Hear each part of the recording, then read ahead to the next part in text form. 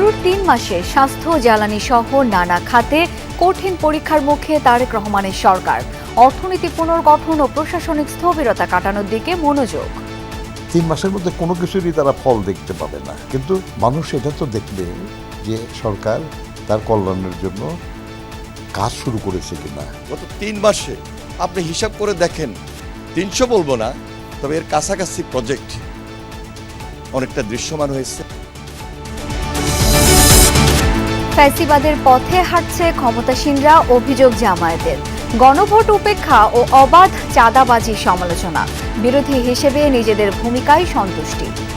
ভালো কাজ করলে আমরা সহযোগিতা করছি, খারাপ কাজ হলে আমরা সহযোগিতা করবো না, বরং এটার বিরুদ্ধে অবস্থান নিয়ে এটাকে সংশোধন করার চেষ্টা করব।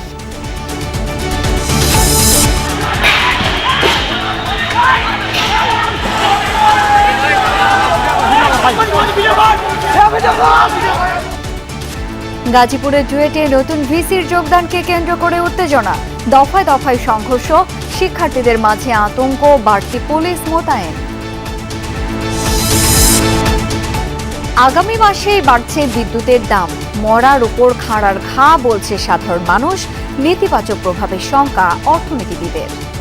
বিলটা বাড়লে স্বাভাবিক হিসাবে পরিবারের টানতে সমস্যা হবে। এর মধ্যে যদি আবার বিদ্যুতের দাম বাড়ানো হয়, মানুষের জন্য এটা খুবই কষ্ট। বিদ্যুৎ এখন পাওয়া যায় কম, তারপরে যদি আরো বিদ্যুৎ বিল বাড়া হয় তাহলে তো আমাদের অনেক সমস্যা। হামের উপসর্গে সিলেট, বরিশাল ও রংপুরে প্রাণ গেল আরো ৩ শিশুর। হাসপাতালে রোগীর চাপ সামাল দিতে হিমশিম অবস্থা। ভারতের মধ্যপ্রদেশে 1000 বছরের পুরনো মসজিদকে মন্দির ঘোষণায় বিতর্ক। হিন্দু মুসলিম বিভাজন তৈরির অভিযোগ কংগ্রেসের। হিন্দু বিরোধী অবস্থান বলছে বিজেপি।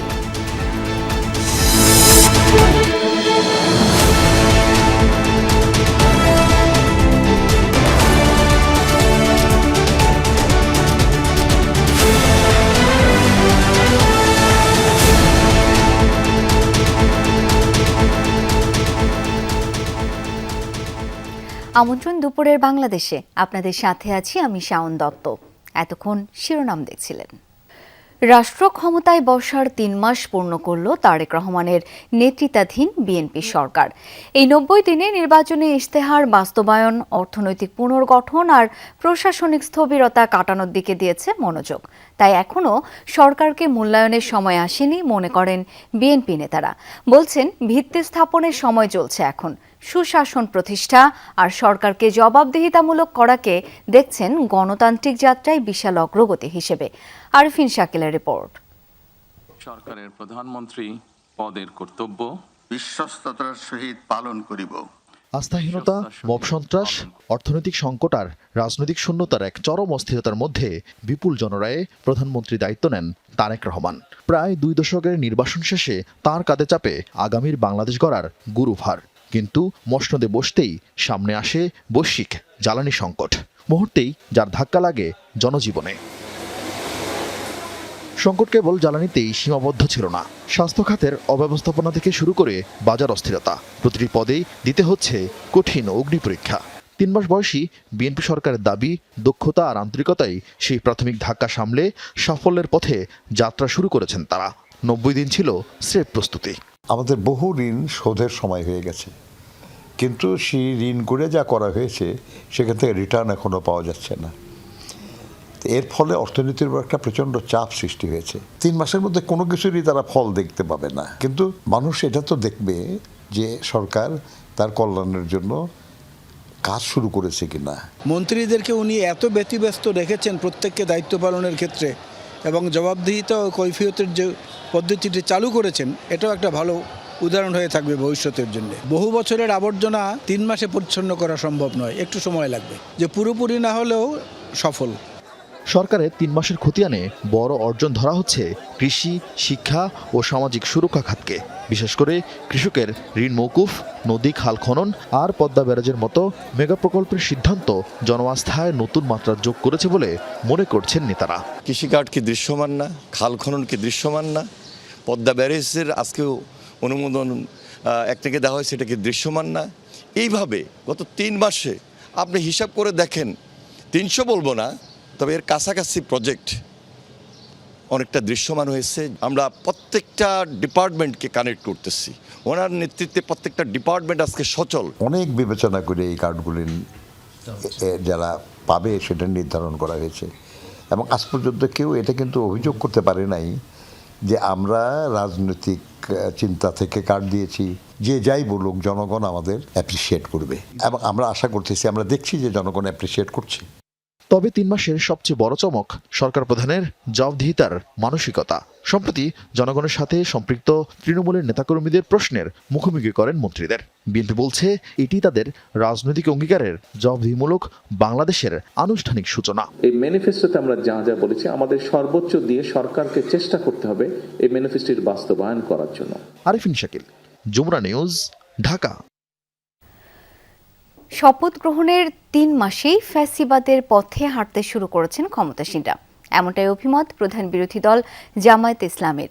গণভোটকে উপেক্ষা করা, স্থানীয় সরকারের প্রশাসক নিয়োগ, অবাধ চাঁদাবাজি, সর্বোপরি সরকারের অগণতান্ত্রিক আচরণ জনগণের কাছে দলটিকে ধীরে ধীরে অপ্রিয় করে তুলছে দাবি জামায়াতের।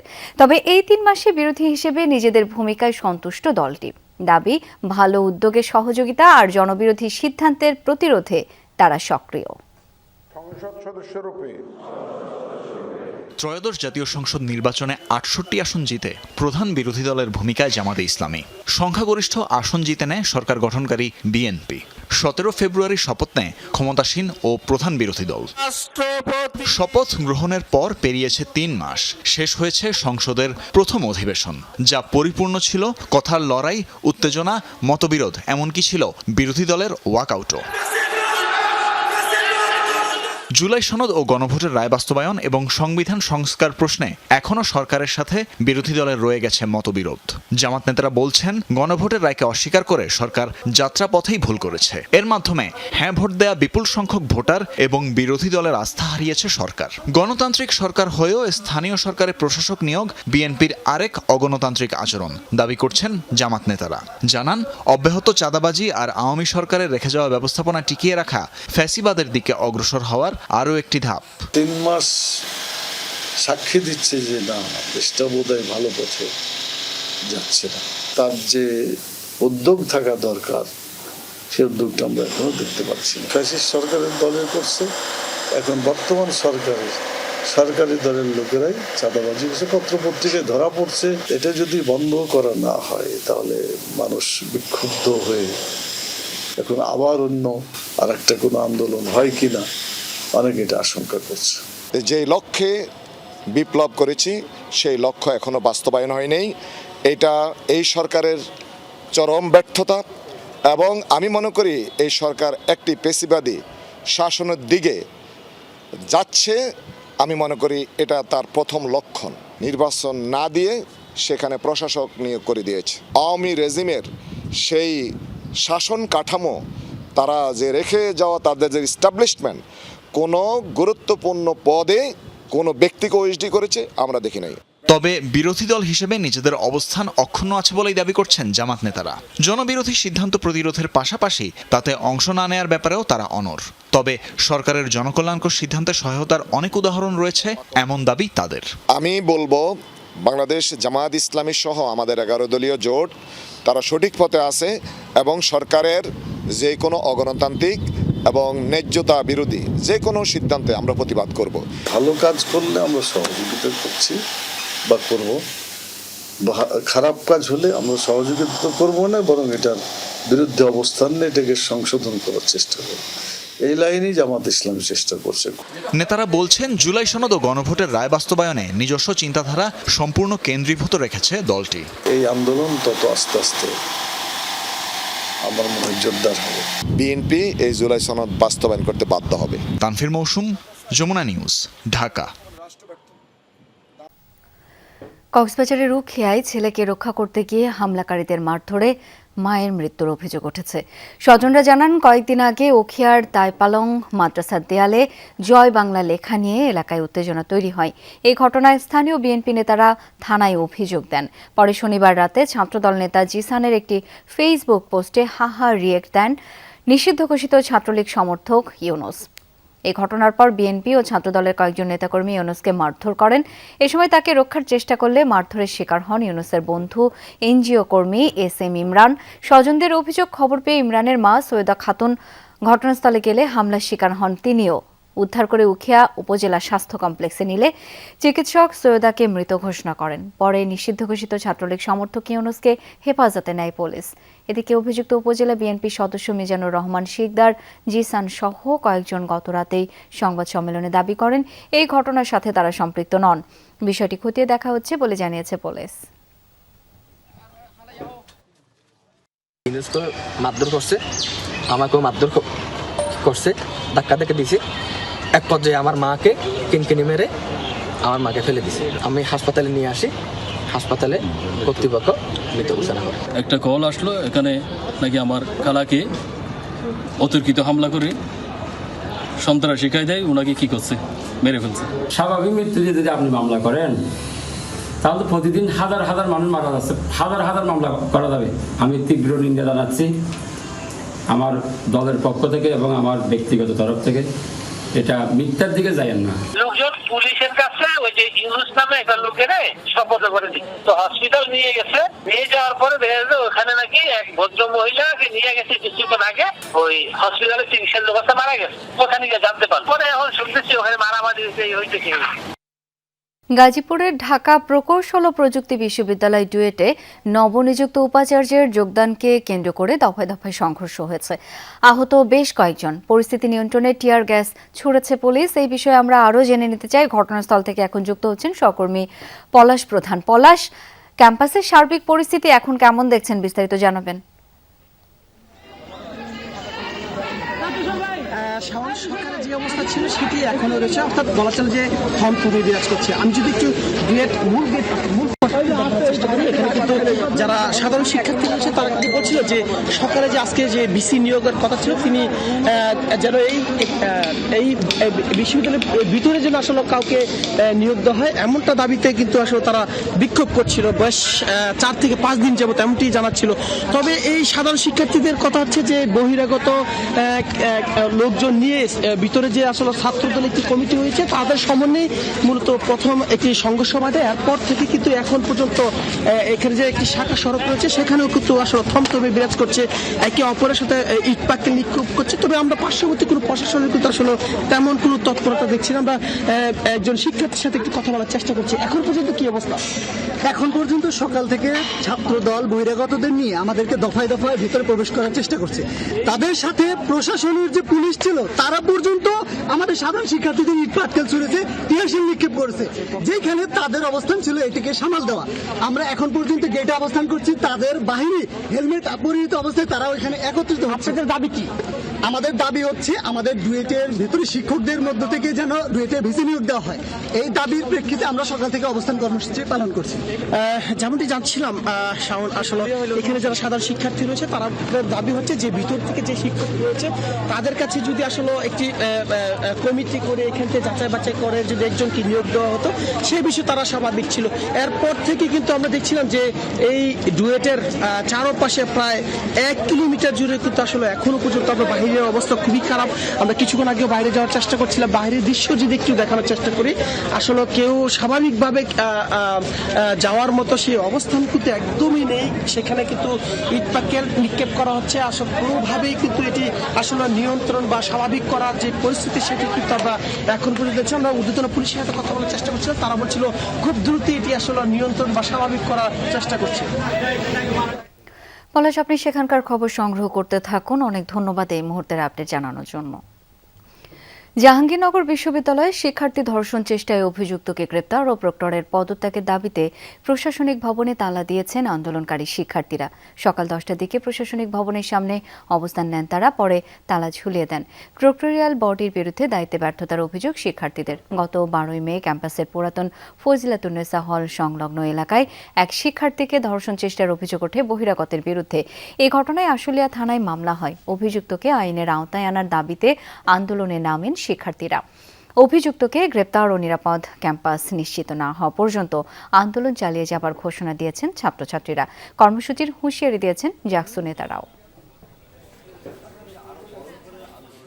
এই 7 দিন কর্মসূচি যে উনি আমাদেরকে দেখাইছে, এই 7 দিনটা তো আসলে 1.5 মাস। সো সেই 1.5 মাস যদি একটা স্টুডেন্টকে ভুগতে হয় এত বড় একটা ইনসিডেন্টের পর, সেই দায় আসলে কার? প্রশাসন কেন প্রথম দিন সিসিটিভি ফুটেজটা দেয় নাই, যেটা 3 দিন পরে বের হয়েছে?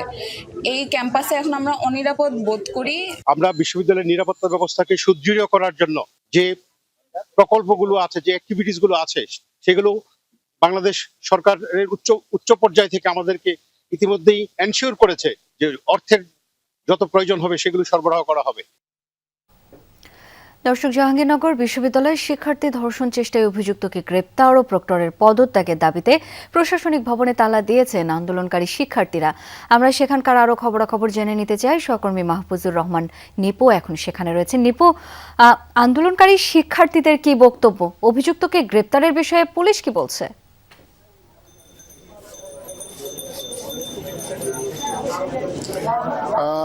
আমরা কিছুক্ষণ আগে কিন্তু কথা বলেছিলাম পুলিশের ঊর্ধ্বতন কর্মকর্তাদের সঙ্গে। তারা যেটা আমাদেরকে জানিয়েছেন যে ঘটনার পর থেকে কিন্তু পুলিশের পক্ষ থেকে বেশ জোরালো অভিযানই অব্যাহত রয়েছে, যত প্রযুক্তি আছে সেটি নিয়ে কিন্তু তারা কাজ শুরু করছেন। শুধু পুলিশ নয়, র্যাব সহ আইন শৃঙ্খলা রক্ষাকারী বাহিনীর যে সকল সংস্থাগুলো রয়েছে সবাই কিন্তু বিষয়টি খুবই গুরুত্বের সঙ্গে নিয়ে তারা কাজ চালাচ্ছে, এমনটি কিন্তু আমাদেরকে জানিয়েছেন। তো আজকে কিন্তু আজকে সকালে এখানে প্রক্টর এসেছিলেন, তিনিও কিন্তু একই কথা বলেছিলেন যে তারা সবসময় সরকারের উচ্চ পর্যায় থেকে শুরু করে একেবারে আইন শৃঙ্খলা রক্ষাকারী বাহিনীর সদস্যদের সঙ্গে কথা বলে যেটা জানাচ্ছেন যে সেটি তারা মনিটরিং করছেন। তবে আজকে সকাল 10টার দিকে আন্দোলনরত শিক্ষার্থীদের যে একটি আন্দোলনরত শিক্ষার্থীরা কিন্তু তারা প্রশাসনিক ভবনের সামনে অবস্থান নিয়ে আছেন। তারা বলছেন যে প্রশাসনিক ভবনের যে পর্যন্ত অভিযুক্ত গ্রেফতার না হয় কিংবা দৃশ্যমান কোনো অগ্রগতি না হয় সে পর্যন্ত তারা এই প্রশাসনিক ভবন অবরোধ করে রাখবেন। আপনারা দেখতে পাচ্ছেন যে একজন তিনি কিন্তু প্রশাসনিক ভবন থেকে বাহির হওয়ার চেষ্টা করছেন, কিন্তু এই শিক্ষার্থীরা কিন্তু এতে বাধা প্রয়োগ করছেন। আসলে সকাল থেকে কিন্তু আমরা দেখেছি যে পরীক্ষা কিংবা অন্য কোনো খুবই গুরুত্বপূর্ণ কোনো কিছু না হলে, তাছাড়া যৌক্তিক কোনো কারণ না থাকলে কিন্তু কাউকেই ভেতরে প্রবেশ করতে দিচ্ছেন না এবং ভেতর থেকে কিন্তু বাইরে হতে দিচ্ছেন না, এমনটি কিন্তু আমরা দেখতে পাচ্ছি। তো সবকিছু মিলিয়ে যদি আমরা বলতে চাই যে এই যে জাহাঙ্গীরনগর বিশ্ববিদ্যালয়ের প্রশাসনিক ভবন এখন কিন্তু বেশ উত্তপ্ত রয়েছে। তারা প্রশাসনিক ভবনের যে ফটকগুলো রয়েছে সেখানে অবস্থান নিয়ে আছেন শিক্ষার্থীরা। নিপু, অনেক ধন্যবাদ আপনাকে। জুলাই গণ অভ্যুত্থানের প্রথম শহীদ আবু সাঈদ হত্যা মামলা 10 বছরের দণ্ডপ্রাপ্ত বেগম রোকেয়া বিশ্ববিদ্যালয়ের সাবেক ভিসি হাসিবুর রশিদকে সাজা ভোগের জন্য কারাগারে পাঠিয়েছেন ট্রাইব্যুনাল 2। আন্তর্জাতিক অপরাধ ট্রাইব্যুনালের বিচারিক প্যানেল তাকে সাজা ভোগের জন্য কারাগারে পাঠান। এর আগে মোহাম্মদপুর থানা থেকে তাকে ট্রাইব্যুনালে হাজির করা হয়। গতকাল সন্ধ্যায় ঢাকার সলিমুল্লাহ রোডের একটি বাসা থেকে গ্রেপ্তার করা হয় তাকে। গত 9 এপ্রিল আবু সাঈদ হত্যা মামলায় তাকে 10 বছরের কারাদণ্ড দেন ট্রাইব্যুনাল। তার বিরুদ্ধে আবু সাঈদ হত্যায় উস্কানি, প্ররোচনা, সহযোগিতা ও দায়িত্বে অবহেলার অভিযোগ রয়েছে। ট্রাইব্যুনালে বিচার চলাকালে তিনি শুরু থেকেই পলাতক ছিলেন, সেই কারণে তার পক্ষে আইনি লড়াই করেন রাষ্ট্রনিযুক্ত আইনজীবী। আগামী মাসেই বাড়ছে বিদ্যুতের দাম। নিয়ন্ত্রক সংস্থা এনার্জি রেগুলেটরি কমিশন বলছে চলতি সপ্তাহে গণশুনানি শেষ করে মে মাসেই নতুন দাম চূড়ান্ত করবেন তারা। সেটি হলে জুন থেকে গ্রাহকদের গুনতে হবে নতুন দাম। জ্বালানি তেল, এলপি গ্যাসের পর বিদ্যুতের দাম বাড়লে তা মরার উপর খাড়ার ঘা হবে বলে মনে করছেন সাধারণ মানুষ। অর্থনীতিবিদরা বলছেন দাম বাড়ানোর নেতিবাচক প্রভাব কেবল জনজীবনে নয়, পড়বে অর্থনীতিতেও। তবে বাধ্য হয়ে দাম বাড়াতে হচ্ছে বলেও মনে করেন তারা। মাহফুজ মিশুর প্রতিবেদন। কয়েক হাজার কিলোমিটার দূরের ইরান ইসরায়েল যুক্তরাষ্ট্র যুদ্ধের জেরে দেশেও দাম বেড়েছে জ্বালানি তেলের, আর তার প্রভাব পড়েছে গণপরিবহন থেকে নিত্যপণ্য পরিবহনেও। একই কারণে লাফিয়ে লাফিয়ে বেড়েছে বোতলজাত এলপি সিলিন্ডারের দামও। সব মিলিয়ে আগে থেকেই দারুণ টানাপোড়েনে নিম্নবিত্ত, খেটে খাওয়া, নির্দিষ্ট আয়ের মানুষজন। এরই মধ্যে চলছে বিদ্যুতের দাম বাড়ানোর তোড়জোড়। এক লাফে 29% পর্যন্ত দাম বাড়ানোর প্রস্তাব সরকারি কোম্পানিগুলোর।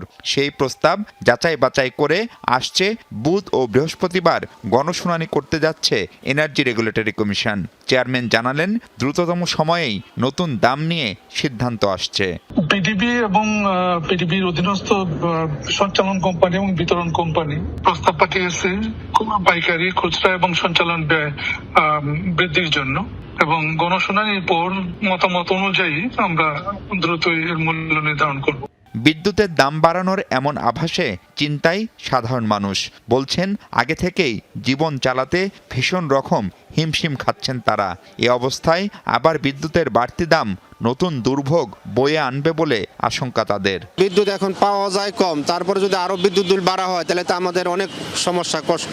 ইনকাম সোর্সকে ডেভেলপ না করে যদি বিদ্যুৎ বিলকে বাড়ানো হয়, এটা দেশের জন্য একটা সুখনীয় হবে না। এর মধ্যে যদি আবার বিদ্যুতের দাম বাড়ানো হয়, মানুষের জন্য এটা খুবই কষ্ট হয়ে যাবে। বিদ্যুৎ বিলটা বাড়লে স্বাভাবিক হিসাবে পরিবারে টানতে সমস্যা হবে, কারণ আমাকে ইনকামের দিকে তো কোনো বাড়তি নেই। পরিস্থিতিতে সব জায়গায় খাবারের দাম, চাউলের দাম, সবজির দাম, সব কিছুর দামই তো বাড়তেছে পরিমাণে। এটা সরকার কেন কমায় না? সরকার বলছে, গেল অর্থ বছরে বিদ্যুতে 2638 কোটি টাকা লোকসান দিতে হয়েছে। দাম না বাড়ালে 2026-এ এই ঘাটতি দাঁড়াবে 3800 কোটি টাকারও বেশি। তবে দাম বাড়লে তার নেতিবাচক প্রভাব অপরিহার্য। জনগণের জন্য এটা একটা নিঃসন্দেহে চাপের হবে। এটা শুধুমাত্র বিদ্যুতের দাম বা বিদ্যুতের বিল কতখানি বাড়বে সেই বিষয় না, সার্বিকভাবেই অর্থনীতির ভিতরে দ্রব্যমূল্য বাড়ার একটা প্রবণতা দেখা যেতে পারে। সরকারের পক্ষে ভর্তুকি হয়তো পুরোপুরি দেওয়া যাবে না, সুতরাং তারা কতখানি এটা সমন্বয় করতে পারবেন সেই বিষয়ে একটা পরিষ্কার এবং স্বচ্ছ ধারণা থাকা দরকার। দেশের প্রায় 5 কোটি গ্রাহকের মধ্যে যারা 75 ইউনিট পর্যন্ত ব্যবহার করবেন তাদের লাইফলাইন অর্থাৎ কম দামের সুবিধা দেওয়ার প্রস্তাব সরকারের। আগে এটি 50 ইউনিট থাকলেও 200 ইউনিট পর্যন্ত গ্রাহকরা কম দামের সুবিধা পেতেন, যা তুলে দেওয়ার কথা বলা হয়েছে এবারের প্রস্তাবে। সেটি বাস্তবায়িত হলে নিম্নবিত্ত ও নিম্ন মধ্যবিত্তকেও গুনতে হবে উচ্চ হারের বিল। মাহফুজ মিশু, যমুনা নিউজ, ঢাকা। দেশজুড়ে হামের উপসর্গ নিয়ে আক্রান্ত ও মৃত্যুর সংখ্যা বাড়তে থাকায় উদ্বিগ্ন অভিভাবকরা। 24 ঘন্টায় সিলেট, রংপুর ও বরিশালে প্রাণ গেছে আরও 3 শিশুর। এখন পর্যন্ত সিলেটে হাম ও উপসর্গ নিয়ে প্রাণহানির সংখ্যা দাঁড়ালো 35 জনে। বিভিন্ন হাসপাতালে নতুন রোগী ভর্তি হয়েছে 78 জন, চিকিৎসাধীন 321 জন। রাজশাহী মেডিকেলে নতুন রোগী ভর্তি হয়েছে 3 জন। এই জেলায় হামের প্রকোপ কিছুটা কমতে থাকায় স্বস্তিতে অভিভাবকরা। এদিকে খুলনা, রংপুর ও চট্টগ্রাম বিভাগে বাড়ছে হাম আক্রান্ত রোগীর সংখ্যা। কিছু কিছু স্থানে হাসপাতালের আইসোলেশন ওয়ার্ডে শয্যা সংকট থাকায় মেঝেতে রেখে চিকিৎসা দেয়া হচ্ছে রোগীদের। এতে বাড়ছে সংক্রমণ ঝুঁকি। শিশুদের জীবন বাঁচাতে সচেতনতা বাড়ানোর পরামর্শ চিকিৎসকদের। দর্শক, হাম পরিস্থিতি জেনে নিতে চাই। সিলেট থেকে এই মুহূর্তে যুক্ত হচ্ছেন সহকর্মী নাবিল হোসেন। নাবিল, সিলেটে হাম এত ভয়াবহভাবে ছড়িয়ে পড়েছে, এর কারণ হিসেবে চিকিৎসকরা কি বলছেন এবং টিকা কার্যক্রম কেমন চলছে সেই সম্পর্কেও জানতে চাই আপনার কাছ থেকে। শাওন, দেখুন, এই যে হামের যে পরিস্থিতি সেটি কিন্তু দিনে দিনে আসলে অবনতির দিকে যাচ্ছে, এবং চিকিৎসকরা যেটি মনে করছেন যে বিশেষ করে যারা শিশুরা আক্রান্ত হচ্ছেন তাদের মধ্যে যে হার্ড ইমিউনিটি গড়ে উঠেছিল অতীতে, যার কারণে অতীতে আসলে হাম এত বড় প্রকোপ আকারে দেখা দেয়নি সারা দেশে বা সিলেটেও। সেই হার্ড ইমিউনিটি আসলে যেহেতু নষ্ট হয়েছে টিকা ব্যবস্থাপনার কারণে, শিশুরা টিকা পায়নি সে কারণে, যার ফলে এই যে হামের যে প্রকোপ সেই প্রকোপ এবং এই প্রকোপের সাথে সাথে যে মৃত্যুর যে হার সেটিও কিন্তু উদ্বেগজনক, এবং সেটিও সচরাচর কখনোই হামে এত মৃত্যু দেখা যায় না। প্রায় 35 জন শিশু যারা মারা গেছেন তাদের প্রত্যেকেরই বয়স আসলে 1 বছরের নিচে, এবং যারা মারা গেছেন তাদের হামের উপসর্গের পাশাপাশি নিউমোনিয়া, হার্ট ফেইলিওর এবং সর্বশেষ তাদের ব্রেনে আসলে হামের যে সংক্রমণ সেই সংক্রমণ ঘটে, এবং এতে করে মৃত্যু বা অবস্থা সংকটাপন্ন শিশুদের হয়। এবং শিশুদের পাশাপাশি আমরা এই মুহূর্তে যেটি দেখছি যে হাসপাতালে প্রতিনিয়ত প্রাপ্তবয়স্ক রোগীর সংখ্যাও বাড়ছে, এবং এই প্রাপ্তবয়স্ক রোগীদের বড় অংশই কিন্তু যাদের শিশুদের হাম বা হামের উপসর্গ হয়েছিল সেই সব শিশুদের আত্মীয় স্বজন বা অভিভাবকরাই কিন্তু এই হাসপাতালে যে রুগীরা, সেই রুগীদের একটা বড় অংশ। ফলে এখন যে শুধু শিশুরাই আক্রান্ত হচ্ছে তেমনটি নয়, প্রাপ্তবয়স্করাও আক্রান্ত হচ্ছেন। যদিও প্রাপ্তবয়স্করা সুস্থ হচ্ছেন দ্রুত, তবে দীর্ঘ সময় পর তাদেরও নানা শারীরিক জটিলতা থাকতে পারে, সেই আশঙ্কাও আসলে চিকিৎসকদের মধ্যে রয়েছে। ফলে স্বাস্থ্যবিধি মানা এবং টিকার হার বাড়ানো, এই দুইটা পরামর্শ তারা এই মুহূর্তে দিচ্ছেন।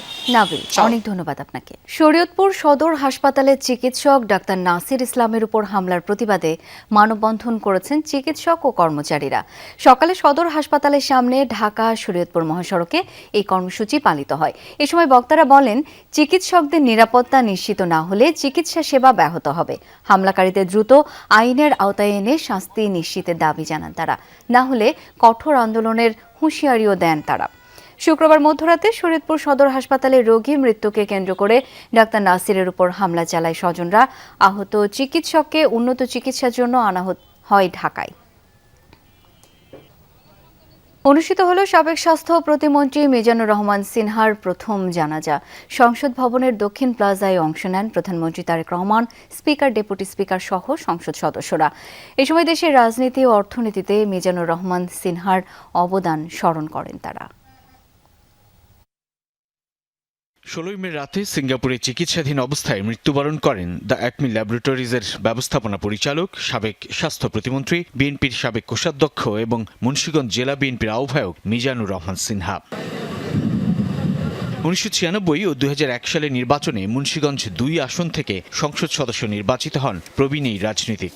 তাই মরদেহ দেশে ফেরানোর পর প্রিয় সংসদ ভবন প্রাঙ্গণে নেওয়া হয়। রোববার বেলা 11:30টায় মিজানুর রহমান সিনহার প্রথম নামাজে জানাজা অনুষ্ঠিত হয় সংসদের দক্ষিণ প্লাজায়, যেখানে যোগ দেন প্রধানমন্ত্রী Tarek Rahman. Speaker, deputy speaker, মন্ত্রিপরিষদ সদস্য ও সংসদ সদস্যরা জানান শেষ বিদায়। আসসালামু আলাইকুম ওয়া রাহমাতুল্লাহ। জানাজা শেষে প্রধানমন্ত্রী তারেক রহমান, স্পিকার হাফিজউদ্দিন আহমদ, বিএনপির পক্ষ থেকে দলের মহাসচিব ও স্থানীয় সরকার মন্ত্রী মির্জা ফখরুল ইসলাম আলমগীর, ডেপুটি স্পিকার কায়সার কামাল ও চিফ হুইপ নুরুল ইসলাম মনি মরদেহে পুষ্পস্তবক অর্পণ করেন। পিতার মৃত্যুর পর 1975 সালে তিনি অ্যাকমি গ্রুপে যোগদান করেন এবং 1983 সালে থেকে প্রতিষ্ঠানটির ব্যবস্থাপনা পরিচালকের দায়িত্ব পালন করেন। জানাজার পূর্বে সংক্ষিপ্ত বক্তব্যে মিজানুর রহমান সিনহার কর্মময় জীবন স্মরণ করেন তার রাজনৈতিক সতীর্থরা। অর্থনীতিতে এবং রাজনীতিতে প্রচুর অবদান রেখেছেন। তার মৃত্যুতে নিঃসন্দেহে আমরা একজন জনহিতৈষী, সৎ রাজনীতিককে হারালাম, একই সঙ্গে দেশের একজন অত্যন্ত উঁচু দরের শিল্পপতিকেও হারালাম। অমায়িক বন্ধুবৎসল একজন দিলখোলা মানুষকে আমরা হারালাম। তিনি শিল্পক্ষেত্রেও অনেক কৃতিত্বের স্বাক্ষর রেখেছেন, সাথে সাথে জাতীয় সংসদে এবং তার রাজনৈতিক জীবনেও সকলের কাছে প্রিয়ভাজন হয়েছিলেন। যতদিনই দলে ছিলেন ততদিন দলের উন্নয়নের জন্য, দেশের উন্নয়নের জন্য, মানুষের কল্যাণের জন্য তিনি ব্রতী ছিলেন এবং বিএনপি আদর্শে লালিত হয়ে তিনি বাংলাদেশের তার যত জায়গা ছিল সকল জায়গায় বিএনপি আদর্শ প্রতিষ্ঠিত করার জন্য তিনি আপ্রাণ চেষ্টা করেছেন। 83 বছর বয়সী মিজানুর রহমান সিনহা 1990 সালে যোগ দেন বিএনপির রাজনীতিতে। দেশের ওষুধ শিল্পে গুরুত্বপূর্ণ অবদান রাখা এই উদ্যোক্তার মৃত্যুতে শোক জানান উপস্থিত সকলে। ওনাকে যে আপনারা চিনেছেন, ওনাকে যে আপনারা বুঝেছেন, এর জন্য আমরা ফ্যামিলির তরফ থেকে, একমির তরফ থেকে সবাই কৃতজ্ঞ। সাইফুদ্দিন রবিন, যমুনা নিউজ, ঢাকা। সাতক্ষীরায় গলা কেটে অন্তঃসত্ত্বা স্ত্রীকে হত্যার অভিযোগ উঠেছে তার স্বামীর বিরুদ্ধে। গতরাতে ভোমরা সীমান্তের লক্ষ্মীদারি মাঝের পাড়া গ্রামে এই ঘটনা ঘটে। পুলিশ জানায় 2 সন্তান নিয়ে ঘরে ঘুমিয়েছিলেন তাসলিমা খাতুন। রাতে হঠাৎই পাশের একটি ঘরে তাকে ডেকে নিয়ে হাতুড়ি দিয়ে প্রথমে মাথায় আঘাত করেন স্বামী সাদ্দাম হোসেন। পরে খুঁড় দিয়ে গলা কেটে হত্যা করা হয় তাসলিমাকে। বিষয়টি টের পেয়ে প্রতিবেশীরা ছুটে গেলে পালিয়ে যান সাদ্দাম। পুলিশের দাবি, হত্যার সময় নেশাগ্রস্ত ছিলেন সাদ্দাম। প্রাথমিক ধারণা, পারিবারিক কলহের জেরে এই হত্যাকাণ্ড। রাজধানীতে কোরবানির পশুর হাট বসতে এখনো বাকি কয়েকদিন। এরই মধ্যে বিভিন্ন এলাকায় চলছে প্রস্তুতি। কোথাও কোথাও পশু নিয়ে এসেছেন ব্যাপারীরা।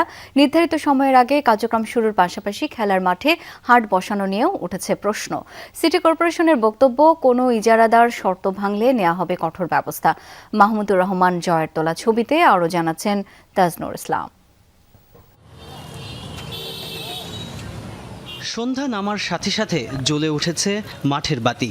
ঢাকা উত্তর সিটি কর্পোরেশনের তালিকায় সবচেয়ে বেশি দর উঠেছে দিয়াবাড়ি পশুর হাটের। কার্যক্রম শুরুর নির্ধারিত সময় বাকি থাকলেও এরই মধ্যে পশু নিয়ে আসছেন ব্যাপারীরা, চলছে বেচাকেনাও। অনেকেই আবার ঘুরে ঘুরে বাজার পর্যবেক্ষণ করছেন, দেখছেন গরু, চলছে দরদাম। এ যেন শুরুর আগেই শুরু। গত বছর আমরা 1 সপ্তাহ 2 সপ্তাহ আগে কিনে হয়েছে আমাদের গরু। এই পালতে পালতে তারপর আমার হাজব্যান্ডের ছাগলের ফার্ম আছে, তার খুব ভালো লাগে গরু ছাগল। আসলাম আর কি দেখতে, পছন্দ হয়েছে এই জন্য। আর্লি কেনার কোনো ইয়া নাই, আসলে দেখতে আসছি, ঘুরতে পছন্দ হয়েছে এই জন্য আর কি নিব। গরু চলে আসছে ওইদিকে, গরু বেচাকেনি হচ্ছে, দেখা যাচ্ছে ওকে গরু আছে। আগে আসছি আপনার রাস্তায় জ্যাম ট্যাম হবে না, গরুটা ভালোভাবে আসবে। এখানে আসে গরু খাস্তানটা সারে, গরুটা খাওয়ালে ভালো লাগে দেখি। রাজধানীর বেশিরভাগ অস্থায়ী হাটেই চলছে শেষ মুহূর্তের প্রস্তুতি। কোথাও বাঁশের কাঠামো, কোথাও বৈদ্যুতিক সংযোগ, আবার কোথাও পশু রাখার জায়গা তৈরিতে ব্যস্ত শ্রমিকরা। যেহেতু আমার সময় খুবই কম, আমরা কিছু কাজ জাস্ট এগিয়ে রাখছি। এটা নিয়মের ব্যত্যয় করে না, এটা জনসাধারণ সুবিধার্থে আমরা এই কাজটা করছি। শাহজাহানপুর মৈত্রী সংঘ মাঠ এটি। এই মহল্লার শিশুদের একমাত্র খেলার জায়গা। বিকেল গড়াতেই নানান বয়সী শিশুরা এখানে মেতে ওঠে খেলাধুলায়। তবে এখন এই খেলাটা বন্ধ, তার কারণ চলছে গরুর হাট তৈরির প্রস্তুতির কাজ।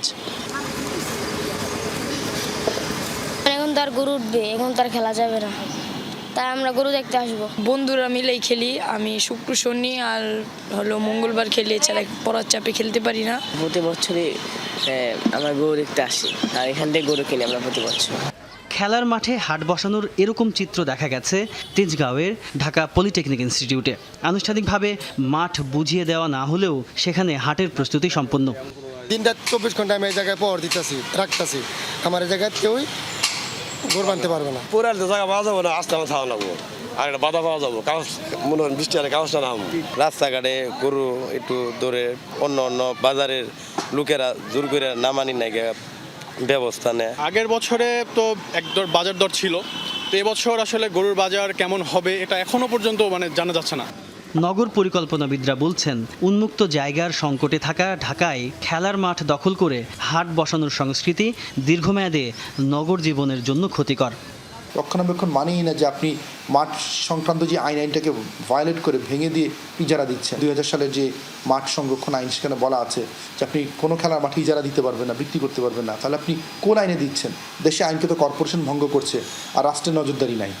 যদিও সিটি কর্পোরেশন বলছে বিধি মেনেই চলছে সব কাজ। রাস্তায় কোনো হাট বসবে না। আমরা যে জায়গা বলেছি সেই জায়গাগুলো, বিশেষ করে মহাসড়ক তো বন্ধ হবেই না, মেন সড়ক বন্ধ হবে না। হয়তো ছোটোখাটো সড়ক বন্ধ হতে পারে, কিন্তু মেন সড়ক বন্ধ করে কোথাও হাট হবে না। ঢাকার 2 সিটি মিলিয়ে এখন পর্যন্ত ইজারা চূড়ান্ত হয়েছে 19টি হাটের। এর মধ্যে উত্তর সিটিতে 10টি আর দক্ষিণ সিটিতে 9টি। তাজনুর ইসলাম, যমুনা নিউজ, ঢাকা। কোরবানির পশু বেচাকেনার খবর জেনে নিতে চাই এই মুহূর্তে রংপুর থেকে যুক্ত হচ্ছেন সহকর্মী সরকার মাজারুল মান্নান। মাজার, হাটে গবাদি পশুর সরবরাহ এই মুহূর্তে কেমন দেখছেন? বিক্রেতারা কেমন দাম চাইছেন?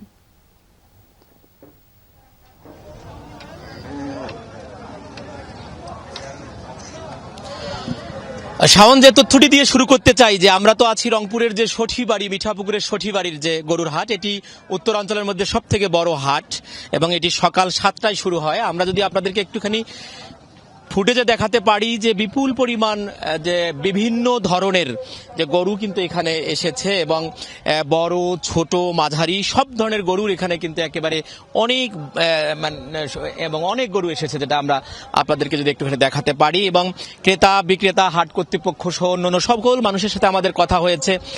যেমন যারা খামারি আছেন তারা যদি বলছেন যে তাদের যে এখন আজকের যে এই বাজারের দাম অর্থাৎ 24,000 থেকে 30,000 টাকা পর্যন্ত মন দরে কিন্তু এখানে এই আজকের এই গরু হাট এগুলো বিক্রি হচ্ছে, অর্থাৎ যেগুলো মাঝারি অর্থাৎ 4 মন ওজনের গরু সেটি 1 লাখ বা 1 লাখের কিছুটা বেশি অথবা 90,000-এ বেচা বিক্রি হচ্ছে।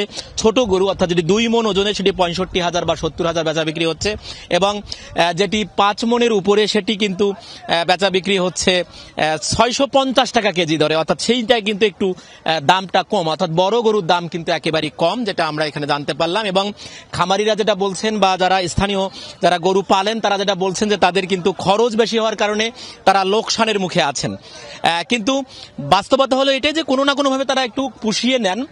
এবারে আমি এখন পর্যন্ত এখানকার যিনি ইজারাদার লেলিন তার সাথে আমার কথা হয়েছে, তিনি যেটি বলেছেন যে এখন পর্যন্ত প্রায় 1000-এরও বেশি আজকে এই হাটে বেচা বিক্রি হয়েছে। গেল হাটে এটি প্রায় 1500-র মতো গরু বেচা বিক্রি হলো। তার আশা যে আজকে হয়তো আরও 500 বা 600 গরু বেচা বিক্রি হবে। এবং যেটি বলছেন যে এখানে নিরাপত্তার যে বিষয়টি আছে সেটিও আমরা এই হাটে দেখছি যে একটুখানি ভালো আছে।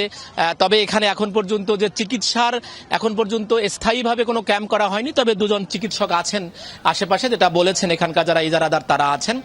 আরেকটি বিষয় বরাবরই যেটা অভিযোগ থাকে যে প্রত্যেকটি হাটে এই রংপুর অঞ্চলের অর্থাৎ এই বৃহত্তর রংপুর যে বিভাগ আছে প্রত্যেকটি হাটে কিন্তু ক্রেতা এবং বিক্রেতাদের কাছ থেকে বেশি টাকা নেওয়া হচ্ছে। বিক্রেতাদের কাছ থেকে কোনো টাকা নেওয়ার কথা না থাকলেও তাদের কাছ থেকে এই হাটে 200 করে টাকা নেওয়া হচ্ছে এবং এরকম অভিযোগ আসলে আসছে। ধন্যবাদ মাঝার আপনাকে। সাভারের ট্যানারি শিল্পে নিরবিচ্ছিন্ন বিদ্যুৎ সরবরাহের তাগিদ দিয়েছেন শিল্পমন্ত্রী খন্দকার আব্দুল মুক্তাদির। পাশাপাশি প্রণোদনার অর্থ দ্রুত ছাড় করার আহ্বান জানান। চামড়া শিল্প বিষয়ক টাস্কফোর্সের সভায় প্রধান অতিথির বক্তব্য রাখেন শিল্পমন্ত্রী। জানান এই খাতে ব্যবসার পরিধি $12 বিলিয়ন উন্নীত করা সম্ভব। শিল্পমন্ত্রী বলেন কেন্দ্রীয় বর্জ্য শোধনাগার সিইটিপির বেহাল দশা দূর করতে সময় লাগবে আরও কয়েক বছর। সিইটিপি আধুনিকায়ন হলে বিদেশি বিনিয়োগ আসবে। তিনি জানান শিল্প উন্নয়নে যারা ভালো করবে তাদের প্রণোদনা দেবে সরকার। এদিকে পরিবেশ রক্ষায় জোর দিয়েছেন পরিবেশ মন্ত্রী। বলেন এই বিষয়ে ট্যানারি মালিকদের সচেতন থাকতে হবে। 156টি ট্যানারির মধ্যে 100টি পরিবেশ ছাড়পত্র পেয়েছে। চামড়া খাতটাকে আমরা নিয়ে যাব ইনশাল্লাহ। এটা হবে এই দেশের সক্ষমতার একটা এক্সাম্পল আগামী দিনে। এত রেজিলিয়েন্ট এই দেশের মানুষ, আর এত সম্ভাবনাময় একটা খাত আমরা হাতের ফাঁক দিয়ে ছেড়ে দেব, ইনশাল্লাহ এটা হবে না। ভারতের 1000 বছরের পুরনো কামাল মাওলা মসজিদের স্থানকে মন্দির ঘোষণাকে কেন্দ্র করে বিভক্ত ভারত। মধ্যপ্রদেশের হাইকোর্টের এই রায়কে ঐতিহাসিক বলছে হিন্দু সম্প্রদায়। এর মধ্যে মসজিদ প্রাঙ্গণে পূজা অর্চনাও শুরু করেছে তারা। এদিকে হতাশ মুসলিমদের আশা ন্যায় বিচার পাবেন সুপ্রিম কোর্টে। এদিকে বিতর্কিত রায়ের মাধ্যমে বিজেপি সরকারের বিরুদ্ধে হিন্দু মুসলিম বিভাজন তৈরির অভিযোগ তুলেছে কংগ্রেস। বিজেপির পাল্টা দাবি হিন্দু বিরোধী অবস্থান নিয়েছে সরকার বিরোধীরা। ভারতের মধ্যপ্রদেশ রাজ্যের ধর জেলায় অবস্থিত 1000 বছর পুরনো ভোজশালা কামালমালা মসজিদ। ঐতিহাসিক স্থানটি দীর্ঘদিন ধরে ছিল আর্কিওলজিক্যাল সার্ভে অব ইন্ডিয়ার অধীনে। 2003 সালের এক আদেশে ভোজশালা কমপ্লেক্সে শুক্রবার নামাজ এবং মঙ্গলবার ও বসন্ত পঞ্চমীতে পূজার অনুমতি দেওয়া হয়েছিল। বিরোধপূর্ণ এই ঐতিহাসিক স্থান নিয়ে মধ্যপ্রদেশ হাইকোর্টের বিতর্কিত রায় জন্ম দিয়েছে ব্যাপক বিতর্কের। ভোজশালা কামাল মাওলা মসজিদের স্থানকে সরস্বতী মন্দির বলে রায় দেওয়ার পর এই ইস্যুতে বিভক্ত এখন ভারত। এরই মধ্যে প্রাঙ্গণটিতে পূজা শুরু করেছে সনাতন ধর্মাবলম্বীরা। সভাপতি আদালতের এমন রায়ে হতাশ মুসলিম সম্প্রদায়। এখন সুপ্রিম কোর্টে ন্যায় বিচার পাওয়ার প্রত্যাশা তাদের। ভোজশালা মামলায় হাইকোর্টের রায়ে মুসলমানরা হতাশ। শত শত বছর ধরে মুসলমানরা সেখানে অবস্থিত মসজিদে নামাজ আদায় করে আসছেন। যথেষ্ট প্রমাণ ও ঐতিহাসিক নথিপত্রের উপর ভিত্তি করে আমরা আত্মবিশ্বাসী যে ইনশাআল্লাহ সুপ্রিম কোর্টে ন্যায়সঙ্গত রায় পাব। বিতর্কিত রায়ের সমালোচনা করছে বিরোধী দল কংগ্রেস। তাদের অভিযোগ আর্কিওলজিক্যাল সার্ভে অব ইন্ডিয়া মন্দির থাকার প্রমাণ খুঁজে না পেলেও আদালতের মাধ্যমে সাম্প্রদায়িক বিভাজন তৈরির চেষ্টা করছে বিজেপি। আর্কিওলজিক্যাল সার্ভে অফ ইন্ডিয়ার নিয়ম অনুযায়ী তাদের অধীনে থাকা মসজিদ, মন্দির, গুরুদ্বারা বা গির্জা কোথাও উপাসনার কোনো আইনি বিধান নেই। তারা ওই স্থানটিতে একটি সমীক্ষা চালিয়েছিল, সেখানে মন্দির থাকার প্রমাণ খুঁজে পাওয়া যায়নি। হিন্দু মুসলিম বিভাজন ছাড়া বিজেপির অন্য কোনো এজেন্ডা নেই। এই অবস্থায় বিজেপির পাল্টা দাবি হিন্দুদের স্বার্থ বিরোধী অবস্থান নিয়েছে কংগ্রেস। देखिए ভোজশালা মামলায় আদালত হিন্দুদের পক্ষে রায় দেয়ায় কংগ্রেস এত ক্ষুব্ধ কেন? তারা এতটাই হিন্দু বিরোধী হয়ে গেছে যে হিন্দুরা আদালতের মাধ্যমে তাদের সাংবিধানিক অধিকার আদায় করে নিলেও দলটি তার বিরোধিতা করছে। তবে রায়ে আদালত জানিয়েছে মুসলমানরা মসজিদের জন্য রাজ্য সরকারের কাছে বিকল্প জমি চাইতে পারবে। মোস্তফা মাহমুদ, যমুনা নিউজ। দর্শক, এরই সাথে শেষ করছি দুপুরের বাংলাদেশ। ধন্যবাদ এতক্ষণ সাথে থাকার জন্য।